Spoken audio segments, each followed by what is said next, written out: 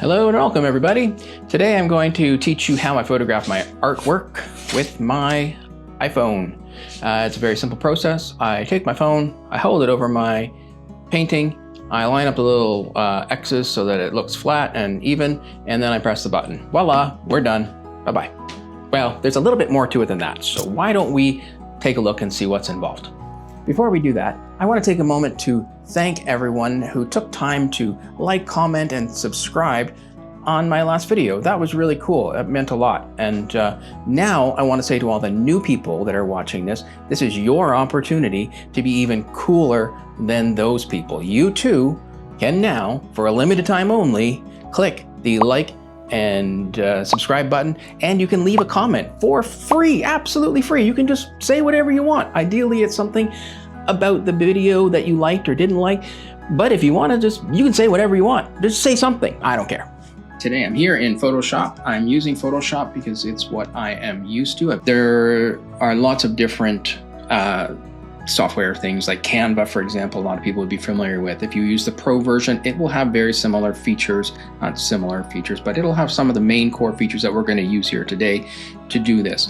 The tools like levels, the adjustment tools will be similar. They might say brightness and contrast, they might say bright or dark, they might say whatever, but essentially I'll go through all that with you, and they will apply to different types of software, but essentially it is all the same thing. So we're going to get started here. So this is how I photographed my painting with my iPhone. This is the result. This is not changed or edited. This is me holding the phone over top of the painting. Now, keep in mind, I do intentionally try to make my lighting where I'm painting, because I'm recording it, as even as possible. And I will show you what that setup looks like. It's very basic, and here, it is here. So what you're seeing is basically this light is pointing off the ceiling, and the other one is my very cheap old dated ceiling in my old century home, and I've replaced it with flat ceiling mounted LED light.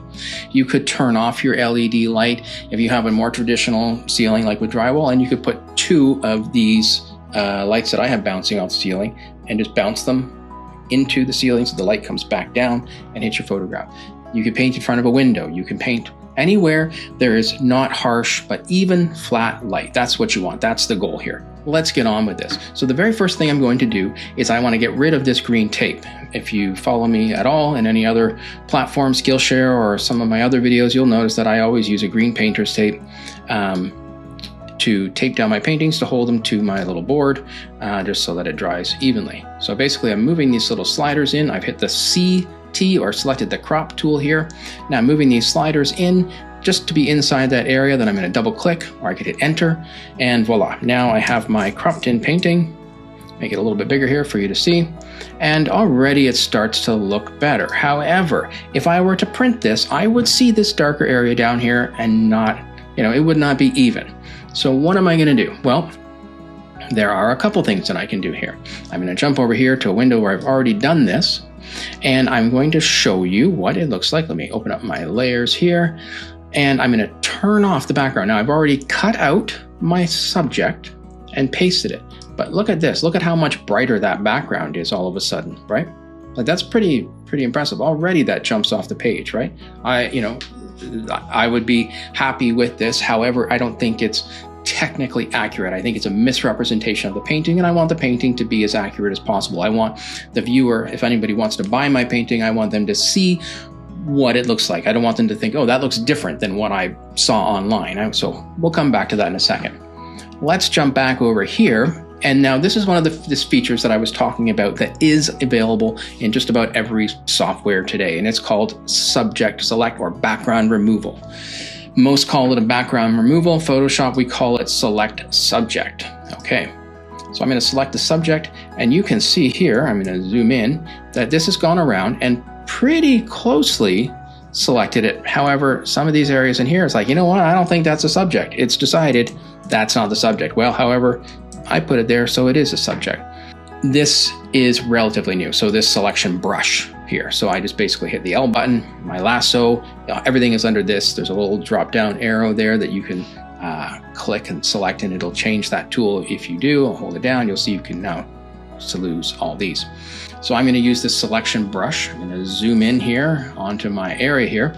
And now I can go around and I can add in more of the selection. I'm basically just painting it really with that. Now let's say, for example, I go way down here and I'm way outside that. I'm like, oh, I don't want that. I can hold down the Option on a Mac or Alt on a PC while I'm using my brush, and it will do the opposite of it.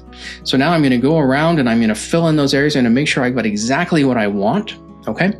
Then let's come back over here to save you the hassle of having to watch me do it, because I've already done it all. We'll pretend that we've just gone through and selected all the brush. Now we'll use, I'm going to show you what it looks like because I've saved the selection here. You don't need to worry about this step. I'm doing this for the sake of this video. Okay. All right. So now here it is as I've finished adjusting it and painting it all, and it's all ready to go. This is exactly what I want and nothing that I don't want. If I hit the V as in Victor, or the move tool here, you'll see that that selection now goes back to the little mini marching ants kind of thing around the page. So now I can use my shortcut key. I can either go Edit, Cut, or you'll see this here, it says Command X. That would be Control X on a PC. I'm going to hit Command X on my keyboard, and I'm going to copy, take out, whoops, I got to be on the subject. My bad, but actually be on it. I'm going to cut that out. And there, look at the background. So that's the paper. So that's the what we would call paper white. It's actually not that white in this now, is it?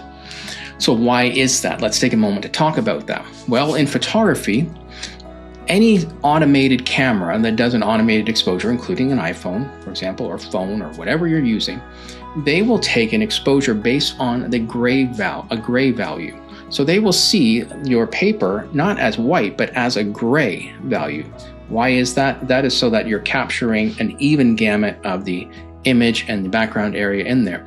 So your photograph doesn't photograph the white. Now, back before we had this technology and the ability to do this, you would adjust for this. You would take a light meter reading and you would figure out what the white actually is, and you would expose the image for that. It would take you a long time and cost you a lot of money to pay someone to do that. However, today we don't need to do that because we can essentially say, okay, this is an even gray or a fairly even gray. I can come to my background now, and using the levels, image, adjustments, levels. Now you can use, these are some of the tools that I was talking about that you would see in other software like Canva or different things like that. You can do this in Procreate even, like on your iPad. You have all these adjustment tools in here. Okay, so you've got brightness and contrast, which is basically just the brightness and how much closer those lights and darks are together. You've got the curves, which does pretty much the same thing as the levels, just with a more accurate representation. For easeability, I'm going to use levels here because it's basically a slider. So let's take a look at what this slider has here. We've got a light here. This is our lights, or our whitest point, and we've got over here our black point, which is what it traditionally would be called, and then our midtones. So if I slide the midtones over, you can see these midtones get lighter or darker.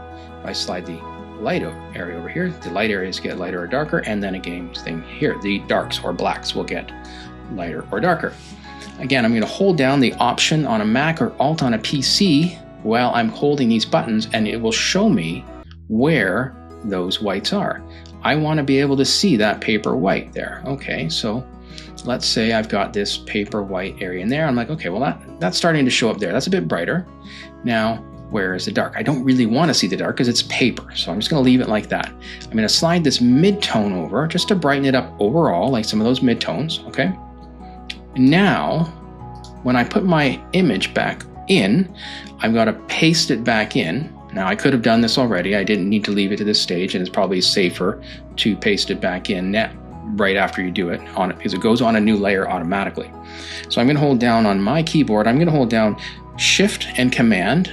If you're on a PC, that would be Shift and Control, and then the V button to paste. And what that's doing is pasting in place. So if I were to not do that and just paste it, Command V, you see here it doesn't line up perfectly. So you want to paste that in place. What that means is it's going to do is it's going to paste it back exactly where you took it out from, which is what we want. Now, I can see here, after I've done that, all of a sudden my paper starts to look a bit more like watercolor paper, right? And on the background here. Now, because my layer here, where my owl is different than my layer here, where the background is, I can do things like, for example, come over here to the dodge and burn tool. So what these are, again, traditional photography. In a darkroom, you'd be making your print on an enlarger. You'd have a light over top of your paper with a negative inside it, and you would be exposing that image onto the paper, where you would then dodge that light in these areas to stop it from exposing on the paper. Or sometimes you would have a little pinhole and you would burn in the exposure into one particular area. Anyways, doesn't matter. I mean, it should, but it doesn't. So what I want to do is I want to dodge the midtones here, because that's what these are. They're not highlights or gray areas. I just want to dodge these midtones. I want to brighten this bottom part up here. So I've got this tool and I can adjust how much, my exposure is here. I can slide this slider over and say, okay, I want it to be 100%. That means it's going to full on just boom, take it all out, which is actually not so bad. I like things to be a little bit more subtle. So I'm going to just move it over a bit, just let it not bang on. That way I get a little bit of a, ease in there. Okay. So I'm just basically going around tapping in there. And now look, remember, I'm on the background image here. I'm not on my owl image. If I take this off and I put this on here, remove that white, you can see now what that looks like originally, okay?